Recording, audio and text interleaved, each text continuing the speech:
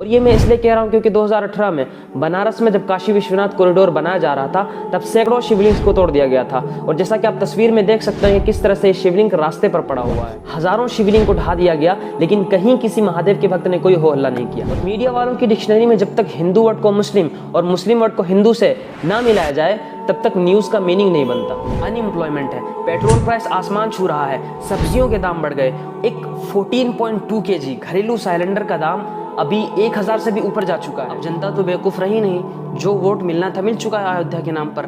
और अनएम्प्लॉयमेंट और इन्फ्लेशन का जो हाल है देश के अंदर, जाहिर सी बात है जनता तो सवाल करेगी, और इस चीज़ का जवाब है नहीं बीजेपी के पास। तो इन्होंने अच्छे से धार्मिक भावनाओं का इस्तेमाल करते हुए धार्मिक मुद्दों को रेज करना शुरू किया गोदी मीडिया के जरिए। लेडीज एंड जेंटलमैन, आप सभी से निवेदन है कि वीडियो को लास्ट तक देखिएगा, नहीं तो कुछ भी समझ नहीं आएगा और फिर आप कमेंट में गाली देंगे या फिर आपकी भावनाओं को ठेस पहुंचेगा तो फिर ये आपकी जिम्मेदारी होगी, हमारी नहीं। जय हिंद दोस्तों, वाराणसी कोर्ट ने ज्ञानवापी मस्जिद में वजू खाना एरिया को सील कर दिया है। ये तो आपको भी पता होगा। और कह रहा है कि मस्जिद तोड़कर उस जगह पर मंदिर का निर्माण किया जाएगा। और दावा किया जा रहा है कि सर्वे के बाद वहां पे शिवलिंग पाया गया। इस तरह के सैकड़ों वीडियोस और न्यूज आपने देखा होगा, लेकिन कितनी सच्चाई है इन सारी बातों में और फैक्ट क्या है, आज के इस वीडियो में मैं प्रूफ करके बताऊंगा। तो वीडियो में लास्ट तक बने रहिएगा, सारे क्वेश्चन का आंसर देने वाला हूँ आज की इस वीडियो में, और कंफ्यूजन भी दूर हो जाएगा आप लोगों का, क्योंकि यहाँ पे जो भी बात होगी प्रूफ के साथ बात होगी। तो फर्स्ट ऑफ ऑल हम लोग बात कर लेते हैं शिवलिंग पाए जाने की। एक सर्वे किया गया जिसमें बताया जा रहा है कि शिवलिंग पाया गया, तो वही मस्जिद कमेटी के लोग बता रहे हैं कि वो एक फाउंटेन है जिसे फव्वारा कहते हैं। अब ये चीज़ आपको डिसाइड करना है कि हकीकत में ये दावा सच्चा है या झूठा है। मैं आपको 2 तस्वीर दिखाऊंगा, इस फोटो को देखिए आप और समझिए एक नॉर्मल शिवलिंग कुछ ऐसा होता है और उस तस्वीर में जो पाया गया वो कुछ ऐसा है। अब आप जरा गौर कीजिए, क्या ये दोनों सेम है?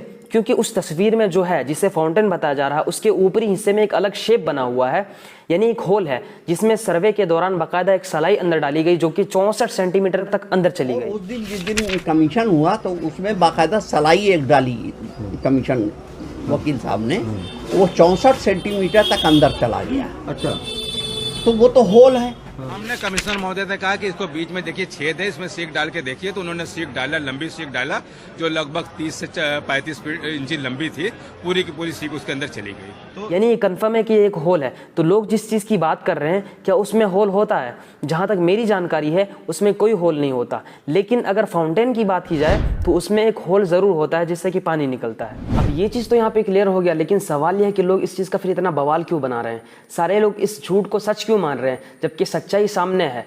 तो मैं आपको बता दूं कि अगर आप ये सोच रहे हैं कि सारे लोग, मेजोरिटी के सारे लोग इस चीज़ को एक्सेप्ट कर रहे हैं तो आप गलत हैं। अक्सर लोग, मेजोरिटी के अक्सर लोग इस चीज़ को डिसएग्री करते हैं।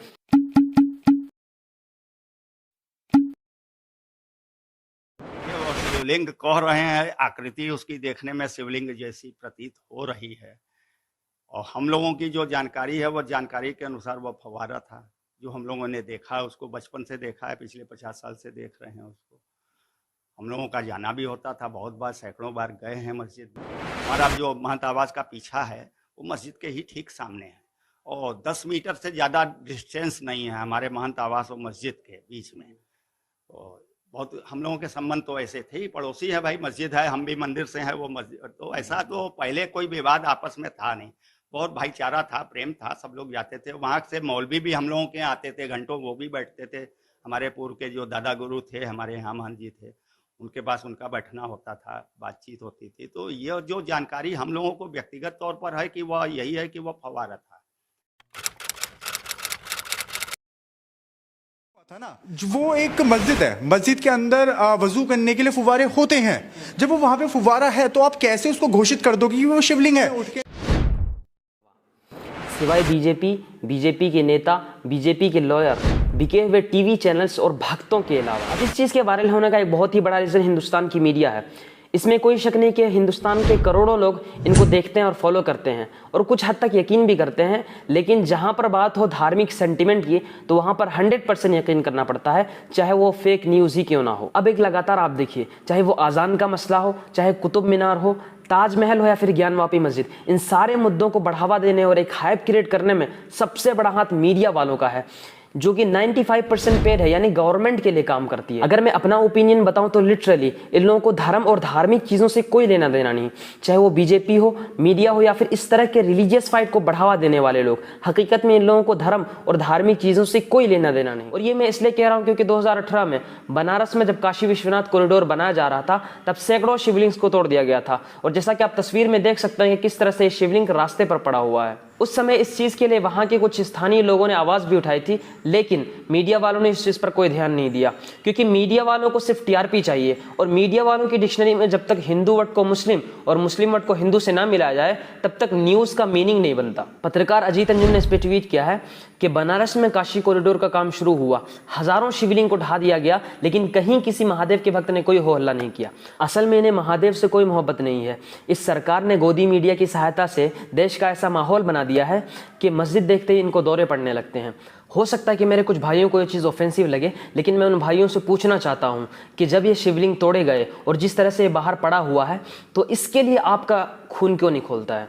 उस वक्त बीजेपी और मीडिया वालों ने आवाज़ क्यों नहीं उठाई? जहां पर रिलीजन और मस्जिद की बात आ जाए वहां पर झूठ को भी सच मानने के लिए तैयार क्यों हो जाते हैं? मैं आप सबसे रिक्वेस्ट करता हूं कि प्लीज़ ये बीजेपी और मीडिया के पहनाए हुए झूठे चश्मे को उतारिए और देखिए, समझिए और अपने आप से झूठ बोलना बंद कीजिए, तब जाकर आप सच को सच और झूठ को झूठ मान सकेंगे। रीज़न बताता हूँ कि ये लोग अभी एक लगातार धर्म का खेल क्यों खेल रहे हैं। कभी ज्ञानवापी मस्जिद, कभी कुतुब मीनार, कभी ताजमहल, तो कभी आज़ान पर। अभी इसी साल के अंत में गुजरात और हिमाचल में चुनाव होने वाला है और 2024 का भी लोकसभा चुनाव करीब है। और सरकार तो इतना जानती है कि अभी देश का हाल क्या है और इन्फ्लेशन कहां तक पहुंच चुकी है। अनएम्प्लॉयमेंट है, पेट्रोल प्राइस आसमान छू रहा है, सब्जियों के दाम बढ़ गए।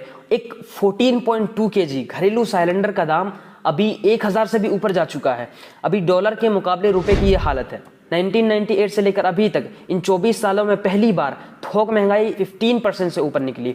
और अभी एक सेंसेशनल न्यूज़ निकल के आ रहा है कि पेंगोंग झील, जो कि लद्दाख बॉर्डर यानी इंडिया और चाइना के बीच सिचुएटेड है, वहां पर चीनियों ने पूल कंस्ट्रक्शन का काम स्टार्ट कर दिया है। और सिर्फ स्टार्ट नहीं किया है, अभी काम जारी है बाकायदा। अभी कंट्री का ये सिचुएशन है और भारतीय जनता पार्टी वालों को अच्छे से पता है कि जनता वोट देगी नहीं।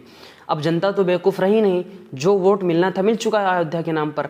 और अनएम्प्लॉयमेंट और इन्फ्लेशन का जो हाल है देश के अंदर, जाहिर सी बात है जनता तो सवाल करेगी और इस चीज़ का जवाब है नहीं बीजेपी के पास। तो इन्होंने अच्छे से धार्मिक भावनाओं का इस्तेमाल करते हुए धार्मिक मुद्दों को रेज करना शुरू किया गोदी मीडिया के जरिए, चाहे वो अजान का मामला हो, चाहे ताजमहल हो, कुतुब मीनार हो या फिर ज्ञानवापी मस्जिद। अभी ये खबर भी निकल के आ रही है कि ज्ञानवापी केस को 2 महीने के लिए पोस्टपोन कर दिया गया है और इसको और आगे भी बढ़ाया जा सकता है। अब आप इस स्ट्रैटेजी को समझिए, आप क्रोनोलॉजी समझ लीजिए। जितना लंबा ये केस चलेगा, गुजरात और हिमाचल और 2024 का चुनाव बीजेपी वालों को जीतने के लिए उतना ही आसान हो जाएगा। अब बात कर लेते हैं एक्ट 1991 की। ये एक्ट 18 सितंबर 1991 में तत्कालीन नरसिम्हा सरकार के द्वारा लाया गया, जिसका नाम धर्म स्थल यानी प्लेसेस ऑफ वर्शिप रखा गया, जिसमें ये साफ तौर पर मेंशन है कि 1947 यानी आज़ादी से पहले के जितने भी वर्शिप प्लेसेस हैं उसको तब्दील नहीं किया जा सकता है बाबरी मस्जिद के अलावा। चाहे वो मस्जिद हो, मंदिर हो या फिर चर्च, ना मस्जिद को मंदिर में बदला जा सकता है, ना मंदिर को मस्जिद में बदला जा सकता है सिवाय बाबरी मस्जिद के। तो इस एक्ट के तहत ना ज्ञानवापी मस्जिद को तोड़ा जा सकता है, ना उस जगह मंदिर का निर्माण किया जा सकता है।